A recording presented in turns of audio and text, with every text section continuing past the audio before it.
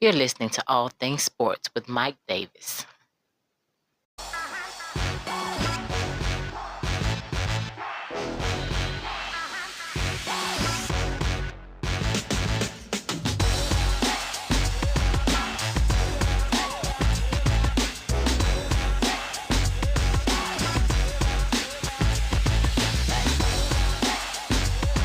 Hey, what's up? What is going on, everybody? Glad you can join me. And happy Labor Day to everybody out there. Happy Monday to you all. I thank you for including my podcast into your day. If you're listening on Spotify, follow the podcast. If you're on YouTube, subscribe and comment, like all that good stuff. You can catch us on Facebook as well. That's to get in contact with the show for comments or a suggestion or read any blogs. I won't take up much more of your time. Let's get into it. All right, so if you know me, you know how I am about boneless wings. I feel like there's a theme going on. Yesterday I was talking about wings. I'm not trying to put a stereotype out there.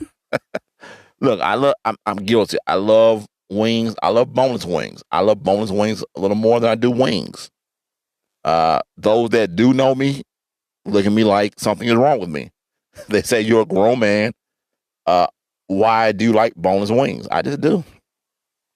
Well, I saw a story where there was a Nebraska man who went into a city council meeting in Lincoln, and apparently he wanted to expose boneless chicken for what it is.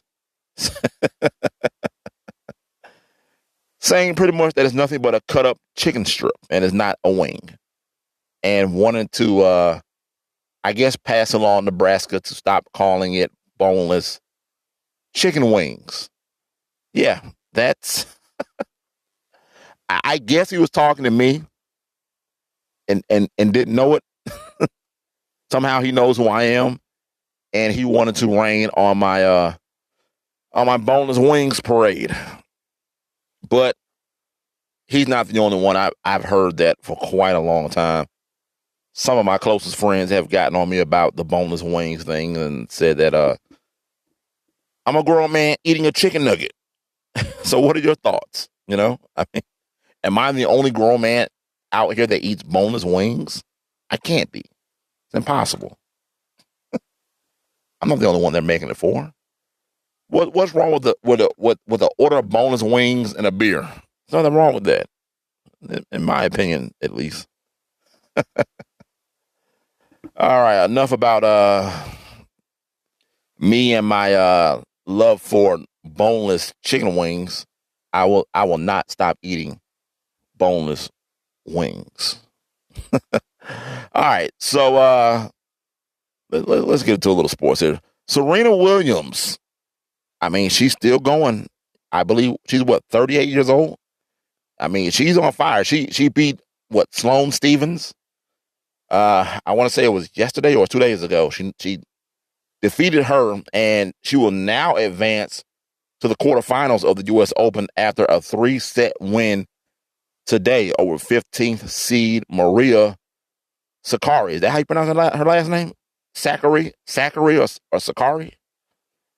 Well, Serena won. It took Serena 2 hours, pretty much 2.5 hours, to get the victory inside of an empty Arthur Ashe Stadium at Flushing Meadows. Now, Serena Williams, she's looking for her 24th slam right now, and she also becomes the first player ever with 100 wins at Arthur Ashe Stadium. So, Serena, this one's for you. Shout out to Serena Williams. She is still doing her thing in the tennis world. We will look out for her as she advances, as I said, to the quarterfinals in the U.S. Open. Now, basketball yesterday, the Milwaukee Bucks survived in overtime with a 118-115 victory. Now, it was pretty much Chris Middleton who saved their season. Giannis unfortunately hurt his ankle again. I believe he played 11 minutes, but originally he was ruled out. But he played 11 minutes and he re-aggravated the injury. So other guys had to pick up the slack, and I got on. I was going to say Drew Bledsoe. I was going to do what Terry Rozier did to him, but Eric Bledsoe showed up, and this is what you need. You need your starting point guard to show up. He's for most of the series, he's been playing like garbage juice. It is what it is. But he showed up yesterday with 14 points, 10 boards, 6 assists, and he contributed. And Milwaukee survived. They barely hung on. I got Miami winning the next one and knocking them out. That's whether Giannis plays or not. But Bucks surviving OT 118-105. And you go over into the Lakers series. I knew this was going to happen. I think you knew it was going to happen as well. The Lakers, they bounced back winning 117-109. Like I said, the Lakers, they were rusty. They had been off for like a week. You know, Houston came in rolling. They just played a 7-game series against OKC. So they kind of had the momentum going in. Like LeBron said, they just wanted to get a feel for Houston, and they were going to come back stronger in game 2, which they did. LeBron, almost a triple-double. The man put up incredible numbers. 28 points, 11 boards, 9 assists for King James, and Anthony Davis got his as well. 34 points, 10 boards. Lakers bounce back against the Houston Rockets. I don't think this series is going far. Houston might win one more game, but that'll be it. I look for the Lakers to close out the Rockets in about 6 games. 6 games should do it, and the Lakers should advance, but they bounced back yesterday with a 117-109 victory over James Harden and the Houston Rockets, and they dared Russell Westbrook to shoot the 3. He didn't have a good game at all yesterday. At all. And they were leaving him open on purpose, and Westbrook didn't play like Russell Westbrook. So there you have it. So on the other series, you know, we're kind of just ignoring the other series. Everyone's watching, you know, the Lakers and Houston and Milwaukee and Miami. Who do you have winning the Raptors and Celtics, or the Nuggets and Clippers? Raptors and Celtics, I believe, is going to be one of those series that goes 7 games. You know, everyone got all excited that Celtics won the first 2. I didn't. I wanted to wait. You know, the series doesn't start till the road team wins, but there's really no home team advantage in that bubble. So you kind of got to go with the series doesn't start until the 3rd game. And the Raptors showed up winning the last 2. They will play tonight. So we'll see what happens there. Also, Nuggets and Clippers, that series is also tied at 1 game apiece. Kawhi not looking much like himself in the last game, kind of looking normal, but the Clippers I think the Clippers are just waiting for the Lakers. They're kind of just, they look like they're going through the motions. You know, the Clippers have the firepower. They have the 6th man of the year. They have a former 6th man of the year. You got Kawhi Leonard. You got Playoff P. You got Pat Bev. You got Doc Rivers coaching. The ingredients are there for the Clippers. Remember, that's why I picked to reach the NBA Finals. The Los Angeles Clippers. If it's not the Clippers, it's the Lakers. But the road to the finals in the West is going through the city of Los Angeles. But it starts, I believe, with the Los Angeles Clippers. So there you have it with those 2 series. What are your thoughts on the Raptors and Celtics? Is that series going 7? I think it's going 7.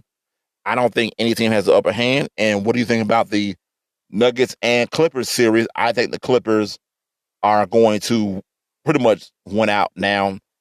Nuggets got their 1 game. I think the Clippers go on win the next 3 and dispose of them very easily. So, yeah, there you have it for your NBA roundup. Hey, I also wanted to touch on Freddie Freeman. Give Freddie Freeman a round of applause, please. Yeah, Freddie Freeman, For the second time in 3 days, he hit his second career grand slam. You would have thought that by now his career he would have had one. Freddie hit one Friday night, hit another one on Sunday, yesterday, and that gives him 2 and 3 days. Freddie Freeman is on fire. So you baseball people, watch out for my man Freddie Freeman, first baseman of my Atlanta Braves. And look, that's all I got for you today, folks. I thank you for including my podcast into your day. If you're listening on Spotify, follow the podcast. If you're on YouTube, subscribe and comment, all that good stuff. You can catch us on Facebook to get in contact with the show, leaving any comments or suggestions. You've been listening to All Things Sports with Mike Davis. And remember, it's your world. I'm just giving my opinion. I'm out. Peace.